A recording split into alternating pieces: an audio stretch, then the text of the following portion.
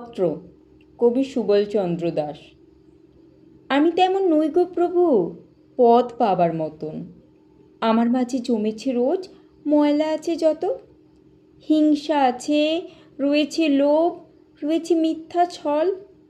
আমার চোখে আগুন ঝরে, ঝরে না প্রভু জল।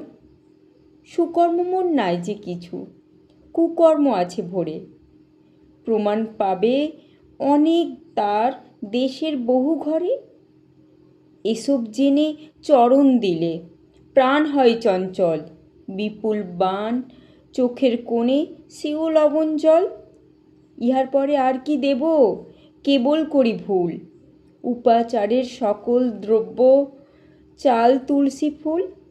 সেও তোমার ভাড়ার প্রভু, অধম লেখে পত্র। নিজ কৃপায় দাও গো যদি চরণ ছায়া ছত্র। নমস্কার।